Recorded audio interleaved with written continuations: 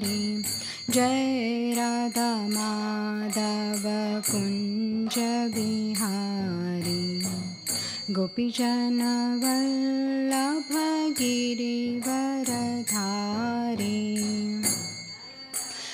माधव कुंज बिहारी गोपीजन वल्लभ गिरिवरधारी यशोदानंदन व्रज जन रंजन यशोदानंदन व्रज जन रंजन यशोदानंदन व्रज जन रंजन यशोदानंदन जन रंजन यमुना तीरावनचारी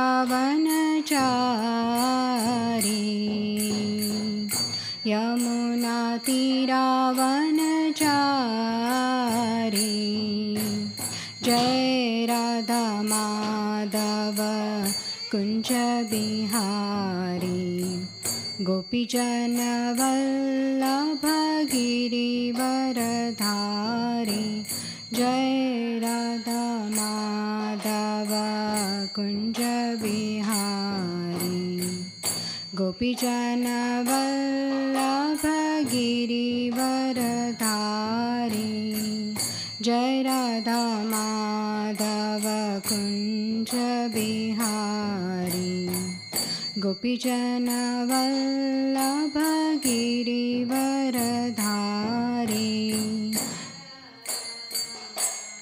दव कुंज बिहारी गोपीजन वल्लभ गिरिवरधारी यशोदानंदन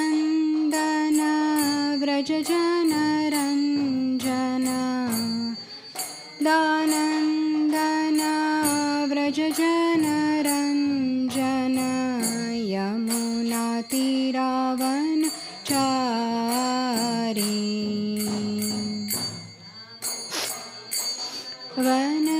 वनचारी जय Radha Madhav Kunj Bihari गोपीजन Vallabh Girivardhari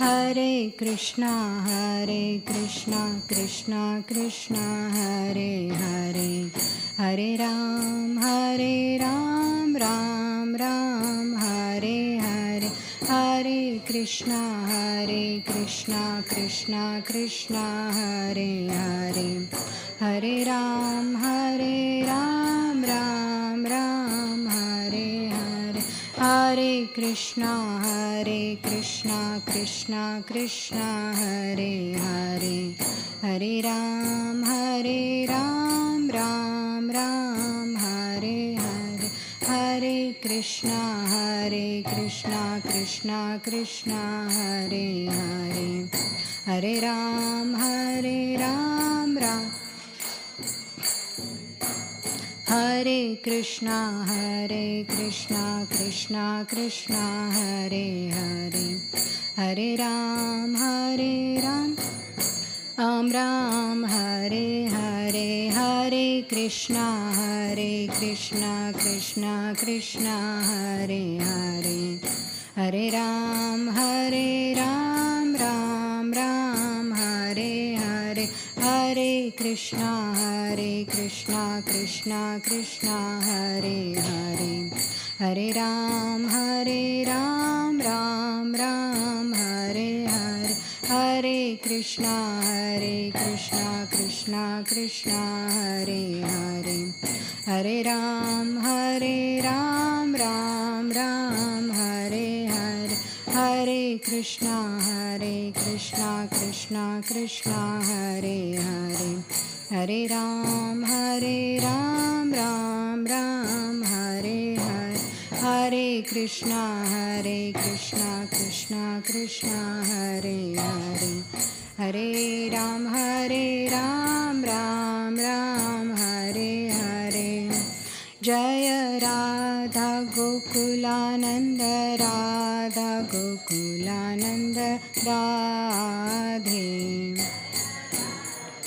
Gokulananda Radha Gokulananda Radhe Jaya Sita Ram Lakshman Hanuman Jaya Sita Ram Lakshman Hanuman Jaya Sita Ram Lakshman Hanuman Jaya Sita Ram Lakshman Hanuman Jaya Gauranitai Gauranitai Gauranitai Jaya Gauranitai Jaya Gauranitai Gauranitai Gauranitai Jaya Gauranitai Jaya Prabhupada Prabhupada Prabhupada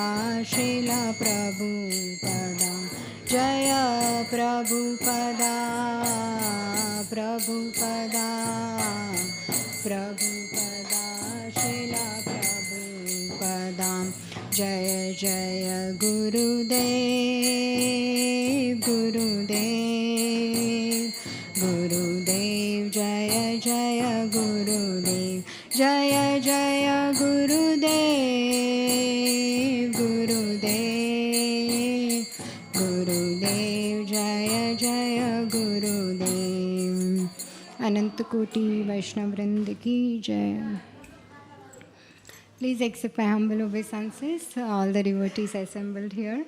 My Dandavat Pranams.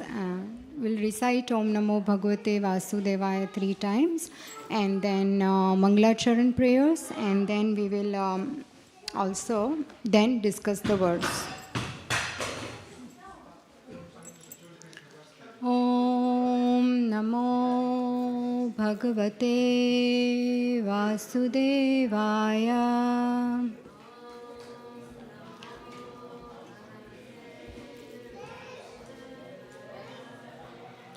Om Namo Bhagavate Vasudevaya.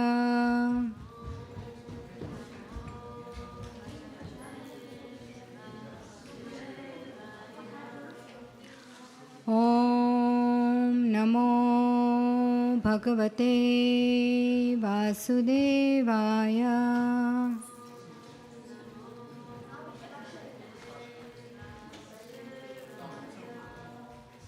Om Agnanatimirandhasya Gnananjanashalakaya Chakshurunmilitam Yena Tasmai Shri Guruve Namaha.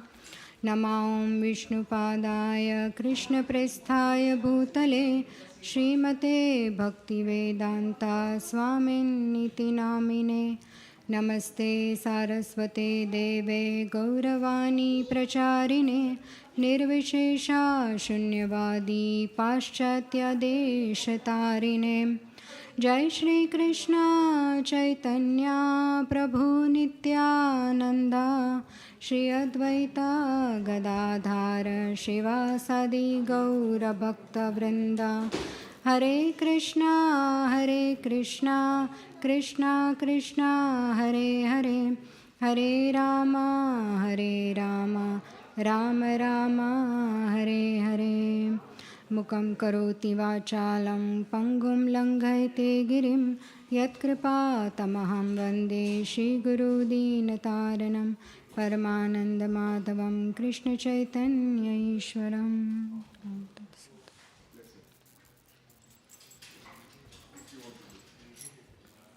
Reading today's verse, chapter 2, entitled Contents of the Gita Summarized, verse 31. Swadharmam api chavekshya na vikampitum arhasi. Swadharma धर्म्याद्धीयदात् श्रेयोऽन्यत् क्षत्रियस्य न विद्यते स्वधर्मम् अपि चावेक्ष्य न विकम्पितुमर्हसि धर्म्याद्धीयदात् श्रेयोऽन्यत् क्षत्रियस्य न विद्यते. So I will recite one line, then we can all repeat. Swadharmam api chavekshya Swadharmam api chavekshya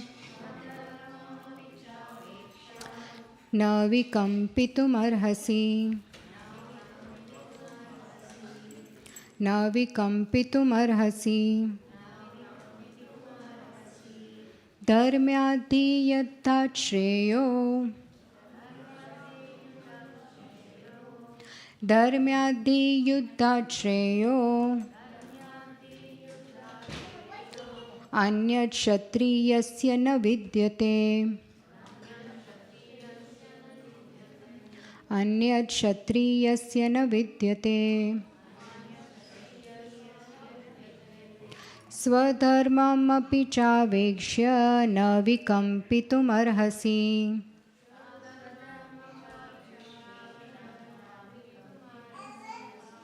Dharmyaddi yuddhat shreyo Anyat kshatriyasya na vidyate. Someone wants to recite? We can follow you. Anyone wants to recite?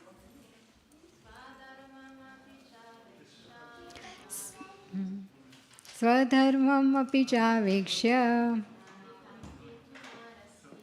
na vikampitum arhasi Dharmyaddi yuddhat shreyo Anyat kshatriyasya na vidyate. Thank you, Mataji. Swadharmam, one's own religious principles. Api, also. Cha, indeed. Avekshya, considering. Na, never.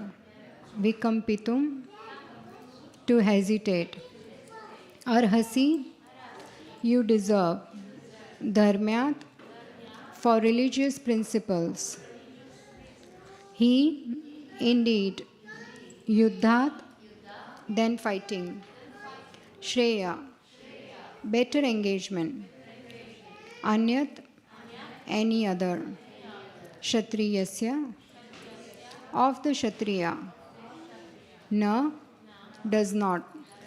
Vidyate, exist. Translation and purport by Srila Prabhupada. Srila Prabhupada ki jai. Translation. Considering your specific duty as a Kshatriya, you should know that there is no better engagement for you than fighting on religious principles, and so there is no need for hesitation. Purport. Out of the 4 orders of social administration, the second order for the matter of good administration is called Kshatriya. Shat means hurt. One who gives protection from harm is called Kshatriya. Trayate, to give protection. The Kshatriyas are trained for killing in the forest.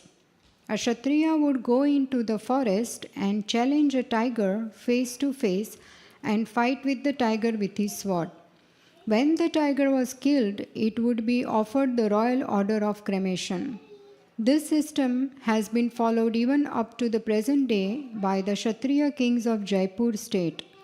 The Kshatriyas are specially trained for challenging and killing because religious violence is sometimes a necessary factor. Therefore, Kshatriyas are never meant for accepting directly the order of sannyas or renunciation. Non-violence in politics may be a diplomacy, but it is never a factor or principle. In the religious law books it is stated, Ahaveshu mithonyanyam jigam santo mahishitah yuddhamana param saktya Swargam yantya paran mukhaha. Yagneshu pashavo brahman hanyate satatam dvijaihi. Samskrita kila mantraischa tepi swargam avapnu one. In the battlefield, a king or kshatriya, while fighting another king envious of him, is eligible for achieving the heavenly planets after death. As the Brahmanas also attain the heavenly planets by sacrificing animals in the sacrificial fire. Therefore, killing on the battlefield on religious principles and killing animals in the sacrificial fire are not at all considered to be acts of violence, because everyone is benefited by the religious principles involved. The animal sacrifice gets a human life immediately without undergoing the gradual evolutionary process from one form to another, and the Kshatriyas killed on the battlefield also attain the heavenly planets, as do the Brahmanas who attain them by offering sacrifice. There are two kinds of swadharmas, specific duties. As long as one is not liberated, one has to perform the duties of his particular body in accordance with religious principles in order to achieve liberation. When one is liberated, one's swadharma, specific duty, becomes spiritual and is not in the material bodily concept. In the bodily conception of life, there are specific duties for the Brahmanas and Kshatriyas respectively, and these duties are unavoidable. Such Swadharma is ordained by the Lord, and this will be clarified in the 4th chapter. On the bodily plane, Swadharma is called Varnashram Dharma, or man's stepping stone for spiritual understanding. Human civilization begins from the stage of Varnashram Dharma, or specific duties in terms of the specific modes of the material or nature of the body ordained. Discharging one's specific duty in any field of action in accordance with the orders of higher authorities serves to elevate one to a higher status of life. That's the end of purport. Srila Prabhupada ki jai. Jai.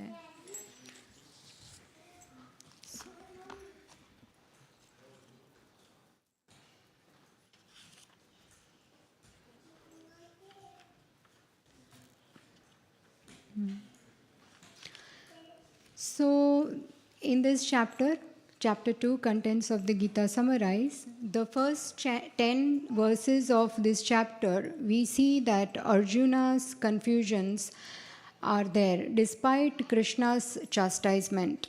And in 2.7 verse, we know Karpanya dosho pahata svabhava pruchhami tvam dharma samudha cheta yat shreyasya nishchitam bruhi tanme shishyas teham shadi mam tvam prapanna. Arjuna accepted Krishna as his guru. And Krishna started speaking Sankhya Yoga 2.11 to 2.30, these verses. And Arjuna, because he had the confusion in his mind whether to fight the battle or not fight the battle. Is it proper to fight with my own relatives? Because we know on the other side there are Kauravas, his cousins, and there are his grandfather, his great grandfather, his teachers, his beloved uncles. And he becomes very overwhelmed with compassion, and he is very much confused in his mind. How can I fight this battle and how can I kill them? So in a way, he is acting like a good devotee, a good person. Obviously, he would feel compassion on the basis that we can't kill our own relatives, right? And but secondly, it was on a bodily plane, and that is explained by Krishna in these verses 2.11 to 2.30. So Krishna tells Arjuna that it is not worth lamenting for the dead body. So when the soul has departed the body, it is common for average person, conditioned soul, to lament and to mourn for the person who has died. But it is not very intelligent to mourn for a very long time. Definitely we have the feelings of separation. It's there and we mourn. But if we mourn for a long time, the person who has gone, he's not going to come back. So one has to, at one stage, philosophically understand with the help of the Shastras and reconcile the fact of life that a person who has entered this material body cannot live in this body forever. This is true for everyone. This is the eternal fact that one who has entered the body has to leave when the tenure in that body is finished at one stage, and one has to quit that body. So when this tenure is finished or over, the person must quit the body. The change of bodies is inevitable, and a conditioned soul undergoes transmigration of body. There are very beautiful verses in this section, Sankhya Yoga. Basically, Sankhya Yoga, or the knowledge of matter and spirit. Here Krishna explains that soul is eternal, body is temporary. And in these verses, like for example 2.13, Dehinosmin yatha dehe kaumaram yauvanam jara tatha dehantara praptir dhiras tatra na muhyati. As the embodied soul continuously passes in this body, I mean within this body also this shloka explains that we go through changes, right? When specifically, if we look at our photos, when we were small, when we were born, and then we grew, how our body was changing. Now we look totally different to how we were at the age of 5. So we are changing throughout our life, changing, the body is changing, and at the end of life, the soul will move into another body. So 2 types of changes of body throughout the life, and at the end of the life we will take another body. So a sober person is not bewildered by such a change. Why? Because he understands this eternal fact with the help of Guru, Sadhu and Shastra. So he will not be bewildered, he will understand the fact.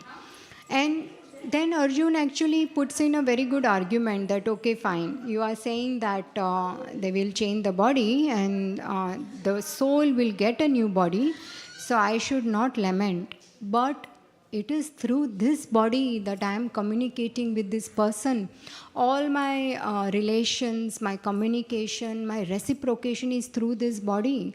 So when this person goes, it is obvious I will lament because I will not have this communication, this reciprocation again. So I will feel separation. So then Krishna says, yes, that is true. And that's what it means, that you have to tolerate. You have to tolerate that change. But do not lament for a long time, because as we said, it's not very intelligent. The person will not come back. We have to remember them with all the good and happy memories, how they inspired us to come closer to Krishna. We can remember them with such happy memories. And that is the way to remain motivated, inspired in life. And another point here is that also teaches us that whoever is around us, say people who are around us, we can build very good happy memories with them.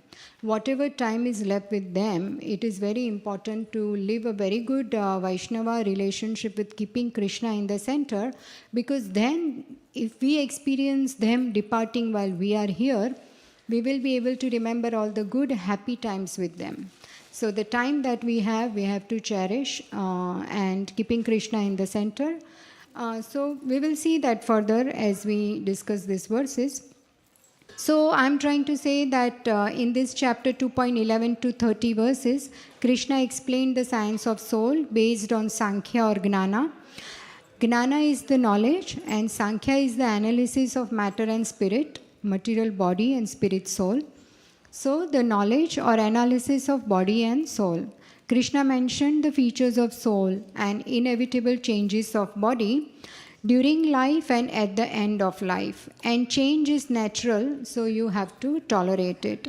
One who tolerates the inevitable dualities, he is eligible for liberation. So, perishability of the body, eternality of the soul, and we cannot avoid our prescribed duty are the points. And for Arjuna, his duty is fighting the war. What is his duty as a Kshatriya? He needs to fight the war. And it is not worth lamenting. So in this chapter, there are 4 essential points. The first point is body is perishable, soul is eternal, it is not worth lamenting. And the fourth point is, you cannot avoid your prescribed duty. And for Arjun, that duty is fighting the battle. Now, after giving such high knowledge, in this verses 2.30 to 37 section, Krishna gives a little bit lesser topics, because this Gnana, Sankhya Yoga, is much higher knowledge, but now he speaks about Sakam Karma. And in this verse, what karma means actually is an activity. But in different contexts, this word karma has different meanings. So there are 5 meanings of the word karma, depending on how it is used in what context. So first of all, karma means action or activity, right? Any activity we do, it is karma. Secondly, karma can also mean fruitive activity, which means that any work we do, we have the intention to gain some result. At the end, we should gain something, so we are expecting a result. So that is fruitive action. So first, karma is action. Second, karma can also mean fruitive action. Thirdly, karma can also mean reaction for an action. Shri Shri Radha Gokulananda ki jai, Sitaram Lakshman Hanuman ki jai.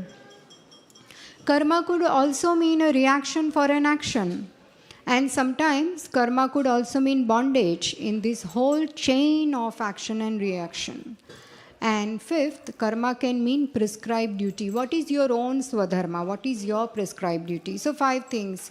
Karma can mean activity, it can mean fruitive activity, it can mean prescribed activity, it can mean whole chain of action reaction, and it can also mean prescribed duty or reaction to an action. Here in this verses, karma means sakam karma, means doing duty with some desire. Arjuna's context activity is to fight. So he has to fight the battle now. This can be done without desire or with desire, right? So first of all, he says he will not fight. He gave some reasons. And in Bhagavad Gita, first chapter, certain verses, Arjuna says that if I win and if there are no relatives left, they die, then there is no enjoyment without them. I will not enjoy.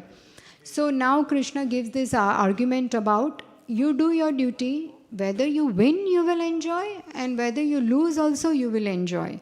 So how? Fight can be done with detachment. So he can either fight with detachment, that whatever is the result, whether I win or lose, I'll be okay. But when we do our duty with no attachment to result, it is called Nishkam Karma. Nishkam Karma. But if I'm attached when I'm fighting the war that I must win, then it is called Sakam Karma, because I'm attached to the result. Right? So there are 2 things. And in this verses, karma means prescribed activity in specific. So not just any activity, activity of fighting for Arjuna. So karma is either action, karma is inaction, and vikarma is forbidden action. And that will come in further chapters. So in these shlokas, we discuss sakam karma, or performing prescribed duties, expecting enjoyment. And so the gist of this section is Arjuna's prescribed duty is fighting. So if he performs fight, 2 things will happen.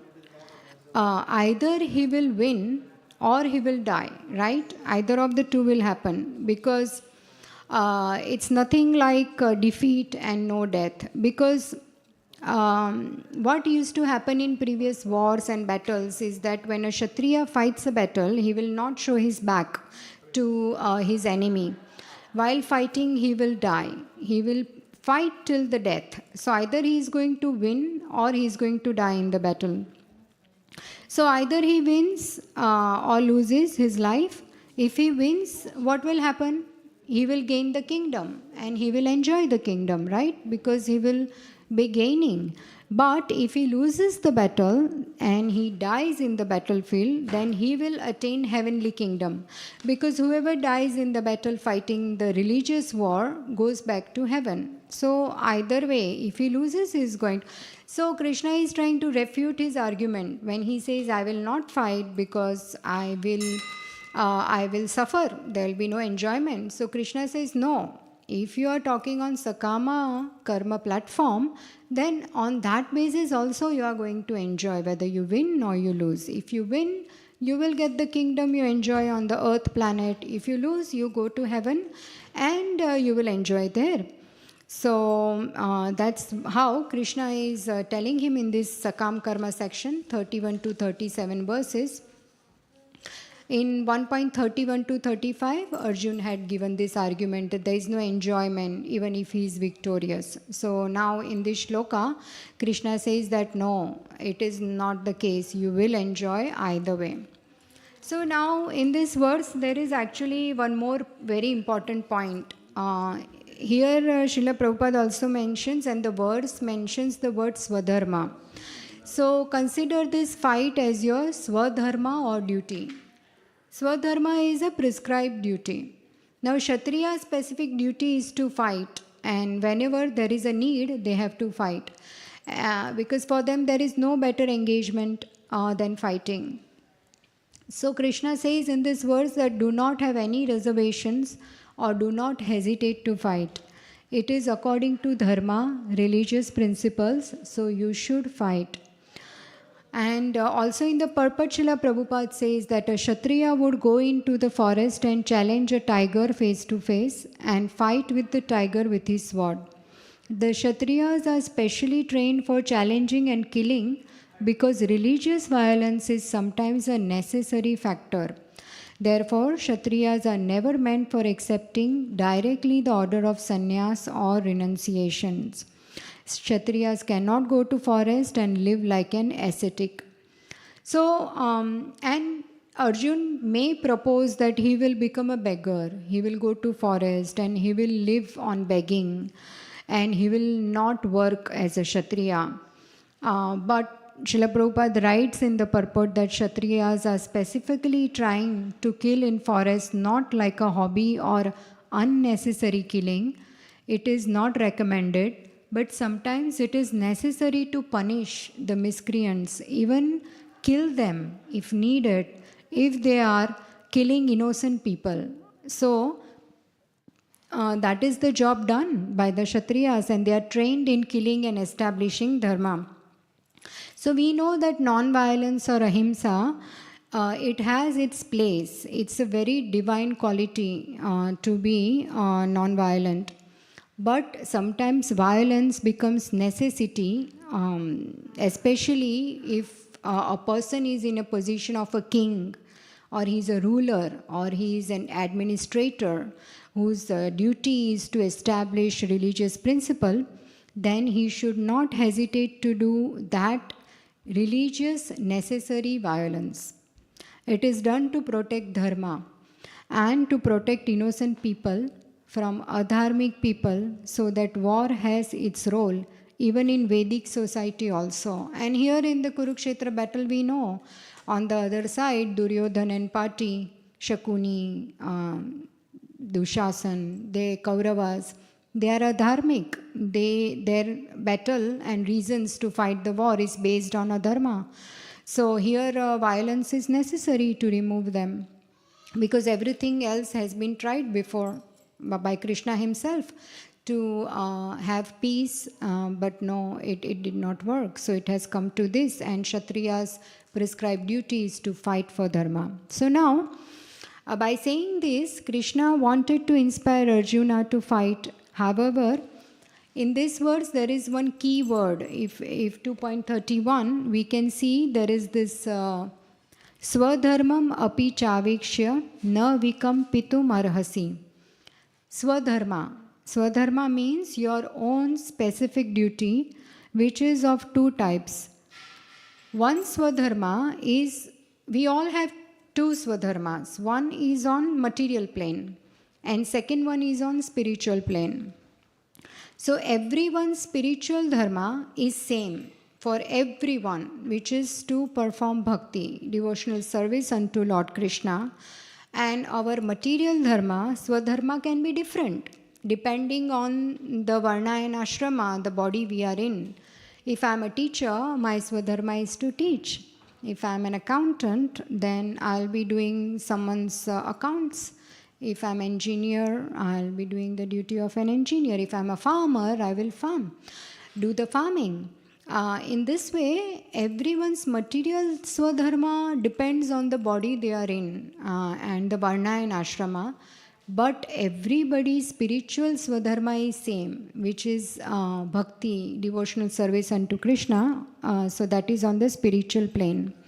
And Arjuna or any human being is certainly a soul, and he is a part and parcel of Krishna and potentially a devotee of Krishna. We know 15.7 verse Krishna, Mamai Vamso Jiva Loke, Jiva Bhuta Sanatana. We know we are all part and parcel of Krishna. So Swadharma on a spiritual plane, considering one's constitutional position as a soul, that every human being's Swadharma is to serve Supreme Soul, Krishna, and that is Bhakti.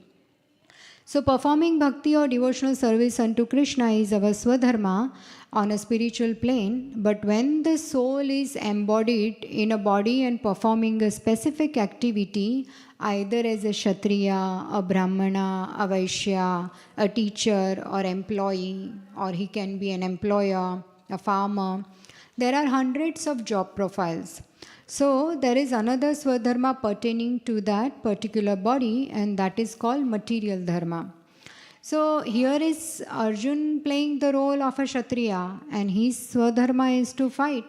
But on a spiritual plane, everybody's Swadharma is to perform bhakti, and that is there is one verse in Srimad Bhagavatam 1.2.6.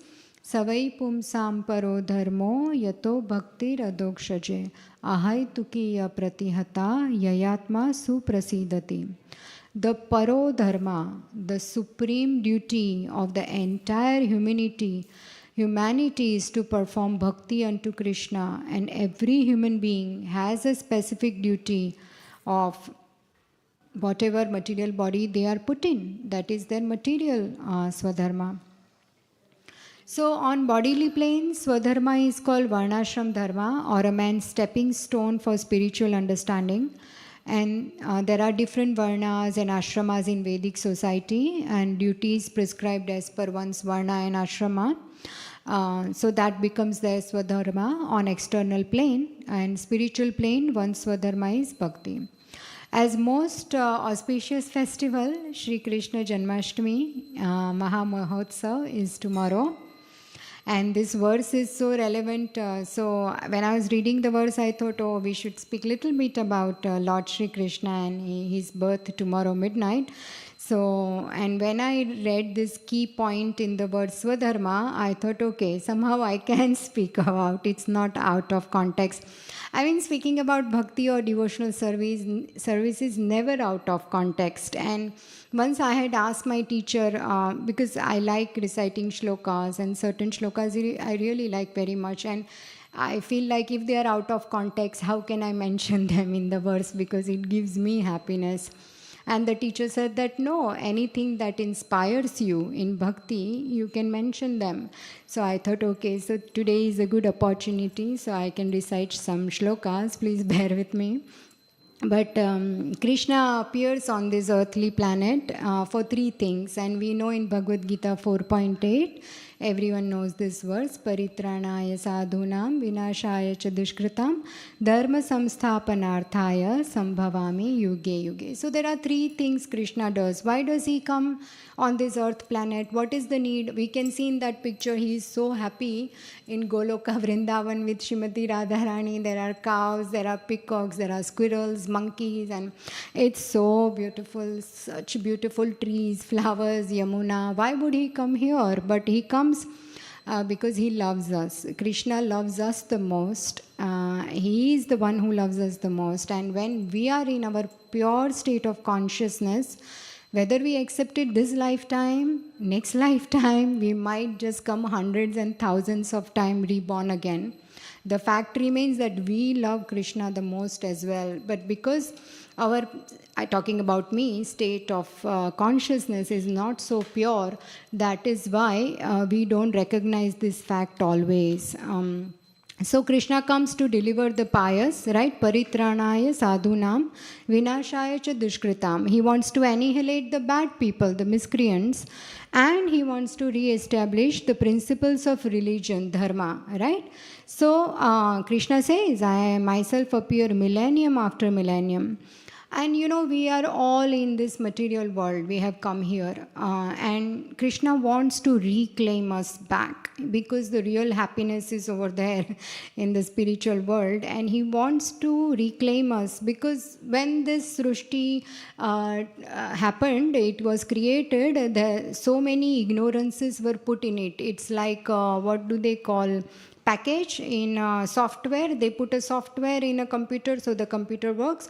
So the software being put within us is forgetfulness, that we forget our identity because Krishna does not want forced love. He wants to test us. He wants to check that you come to me, you love me on your own, use your little independence that you have, but he helps us in 5 different ways. So first he creates frustration within us in this material life. While we are living, he will create some frustration.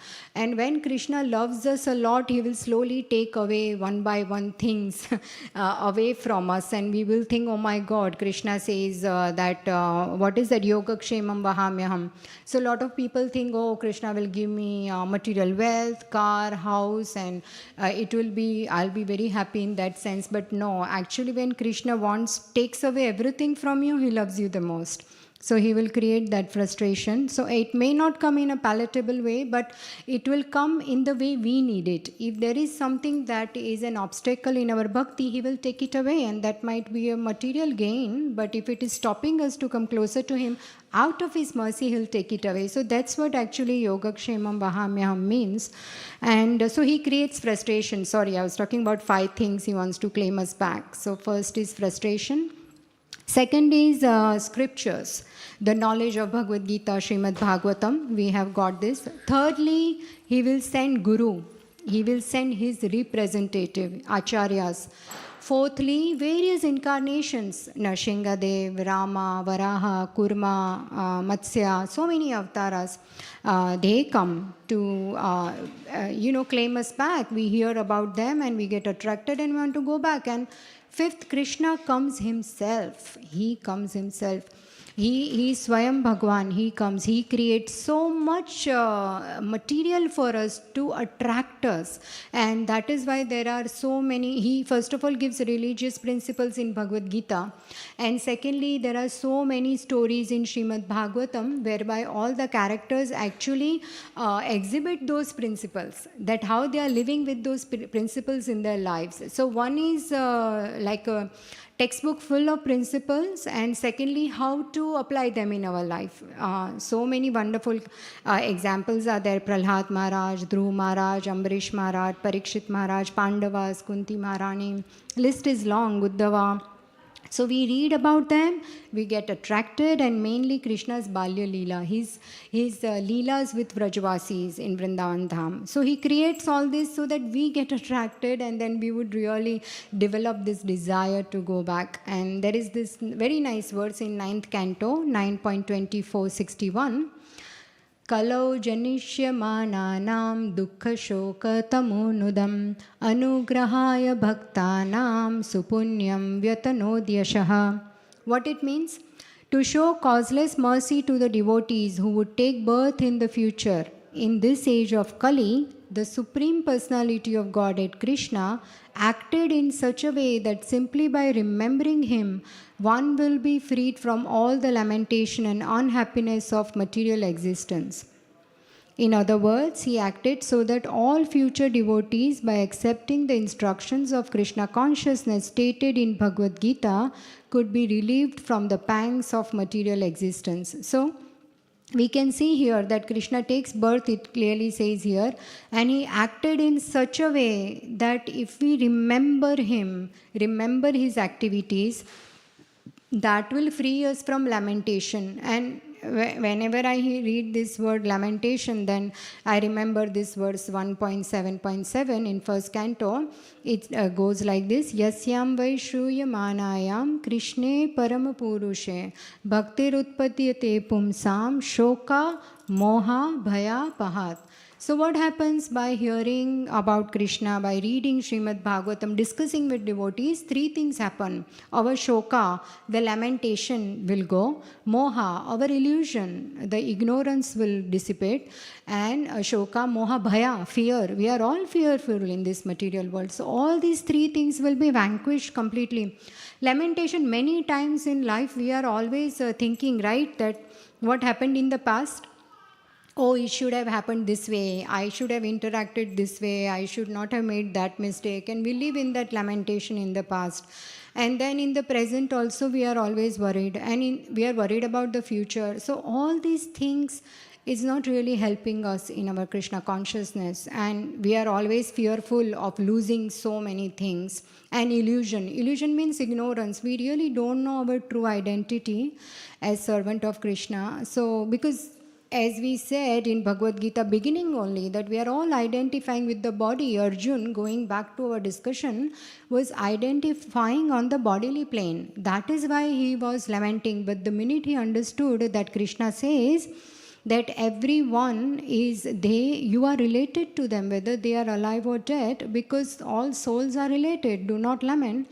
Because if you don't kill, they are going to die one day anyway, right? So yes, I mean, being a true devotee, you will feel separation, but tolerate that. But at the same time, move on. Do not become dysfunctional in your life. So that is intelligence. And Krishna creates all this material so that we can discuss Madchitta Madgata Prana Bodhayanta Parasparam Kathayantascha Mam Nityam Tushyanti Cha Ramanti Cha. There is so much happiness when even two people get together and discuss Krishna Katha. Okay, what did I read today? What did you read? Because that's the nature of Krishna Katha. It is so pure and so sublime that it gives happiness to the heart and it removes all the misgivings and anarthas and all the dirt from within the heart. The same theme follows in 11th canto of Bhagavatam, 11.3.30. Parasparanu kathanam pavanam bhagavat yashaha mithoratir mithastushte nivrittir mithar atmanaha. One should learn how to associate with devotees. We should learn how to mix with devotees. How? What should we do? We should gather and we should chant the glories of the Lord. So many times, we get the opportunity, whether we are doing service together or we meet someone while we are traveling, we are in the car together, or we meet people here. The minute we come, we start talking with devotees. So how should we really associate with each other? We should avoid the Gramya Katha, specifically the gossiping and criticizing others. This is very soul degrading. But at the same time, if we discuss Krishna Katha, that really purifies us, elevates us, and that is the spiritual activity. In 2.40, Krishna says, Neha Bhikrama Nashosti. What we are doing is we are making that time eternal time. It is never diminished. Any activity done related to Krishna, any service, any Krishna Katha we discussed, we got inspired from someone or maybe we inspired them. This is eternal. I heard my Guru Maharaj say this once and it really etched in my heart when he said, this time is eternal. This is never lost. And I thought, wow, that is really profound. It's never lost. So that is why Madchitta Madgata Prana Parasmaranu Kathanam.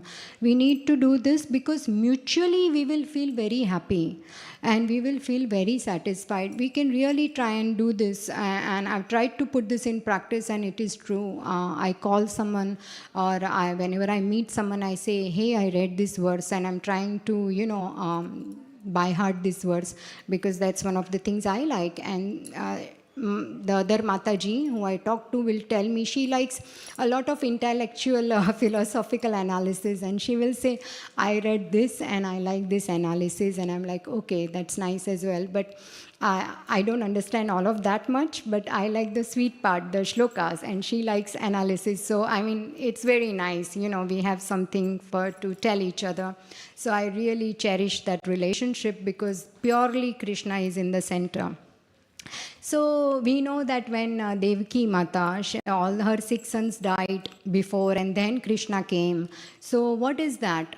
In the same way, in our heart, we can call Krishna to reside, but those 6 sons need to die first, and they are Kama, Krodha, Moha, Mada, Matsara, and what else is there? So Kama, Krodha, Lobha, Moha, Mada, Matsara.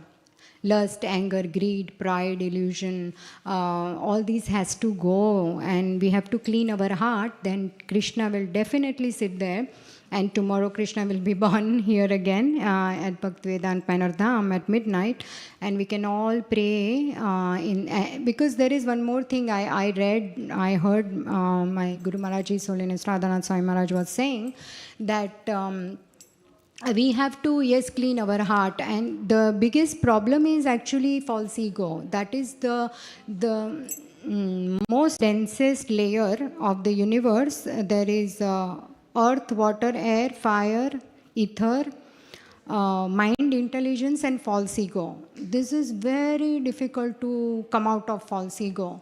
But we know Krishna is Govardhan Girdhari. He lifted on his left hand, which is the weakest part of our body, and the finger, smallest finger, is even weaker part. On that part, at the age of 7 years, he lifted the Govardhan mountain. So what is impossible for him? Nothing. Only Krishna can move our false ego. So we really need to pray to Krishna that I am inviting you in my heart. Please come, please stay there. Please remove this so that you can be born in my heart and stay there, then never leave. So that is the whole point my Guru Maharaj was saying, that we need to do this, and that is why we sing this verse, Mukam karoti vachalam, pangum langhayate girim, yat kripa tamaham vande, param ananda madhavam. By surrendering to Guru, we surrender to Krishna. And one who surrenders to Krishna, even if he is lame, he can cross the Himalaya. Even if he is dumb, he can speak the most beautiful philosophical poetry. And even if he is blind, he can see the most distant stars in the sky. See, so this is possible by Guru Kripa, and Guru Kripa is the most powerful force in all of the universe. So if we take Krishna's shelter and Guru's shelter, then all our trials, tribulations, miseries that this material life and this world brings, all our material desires can be spiritualized as well. There is also one very beautiful verse in 3rd Canto, 28th chapter, 32. I have not written it here anywhere, so I might not remember fully, but it goes like this. Hasam hare ravanata khilaloka tivra shokashu sagar vishoshanamatyudaram sammohanaya rachitam nijamaya yasya Brumandalam Munikrite Makaratvajasya. What it means is that when we take the darshan of the Lord, when we come here to Sri Sri Radha Gokulananda, we take the darshan. He is so beautiful, he is so sweet, that even if there is an ocean of tears within us, then all of that will dry away and all our material desires will spiritualize. Because if we actually take shelter of bhakti, we will be so busy in the activities of bhakti that all these things, there will be no time really actually. That's how I am able to understand this verse. There is no time to think about any other things. I mean, recently, okay, I'll not discuss that because it's a bit. So, say you experience a death of near and dear one, loved one, but how long you will lament? Because afterwards, if you actually take shelter of bhakti, then that person, it will reach them also the holy name wherever they are. It will help them in their journey. So there is always no loss at all. So that's what I'm trying to say here. And one more thing is chanting the holy names of the Lord. That also, we are talking about the 6 anarthas. Chanting of the holy name also cleans our heart. And then definitely Krishna will sit there. So And all the festivals, they are the time to really intensify our sadhana, because tomorrow we'll be fasting, we'll be going to the fields. There are so many different tents, and you will be getting really spiritually nourished. And festivals are the time to actually intensify our sadhana. In the fifth canto, we don't have much time, but there is a beautiful verse in fifth canto. नयत्र Vaikuntha कथा सुधा पगा न साधवो भागवता तदाश्रया नयत्र यज्ञेश मखा महोत्सवा सुरेश लोको पिनवैस सेव्यताम. An intelligent person does not take interest in a place. Where does he not take interest? First, where there is pure Ganges of topics concerning Krishna's activities does not flow. If there is no Krishna Katha, this person will not take interest. Secondly, if there are no devotees engaged in the service of the Lord, so if there is no service to Krishna, this person will not take interest. And thirdly, if there are no festivals of Sankirtan Yagna of the Lord, then also we will not take any interest to live there. So, Krishna Katha, Devotees Association and festivals, these are the places, these are the three things, very, very important, and there is a very nice verse in 12:50. Tadeva ramyam ruchitam navam navam, tadeva shashvan manaso mahotsavam, tadeva shokanavashoshanam drunam, yaduttama shloka yashonugiyate. Those words describing the glories of Krishna are so attractive, relishable and ever fresh. Indeed, such words are a perpetual festival for the mind, and they dry up the ocean of misery. So Hari Katha, Krishna Katha is festival of the mind, and it's all about controlling the mind. If we read Bhagavad Gita 6th chapter, it's full of how to control the mind by practice and detachment. So what is the way? Not stopping the mind from thinking, but giving it something better to think. Because if we take away a mobile from the child, we need to give something else. We can't just take away, we have to give. Then that child will be occupied. In the same way, the mind is a child. So it is time. I will end here. But the whole point is here that tomorrow is a very, very most auspicious festival, and I seek your blessings. Please forgive me for my mistakes if I said anything wrong. But and I'm very, very grateful for this opportunity. And thank you so much. So many of you are sitting here and listening to me. You could be somewhere better place, I'm sure. But I'm practicing and I don't have much knowledge or devotion. I really enjoyed the second part where we could discuss something about, shlokas of Bhagavad Gita and Bhagavatam. So thank you so much. Hare Krishna.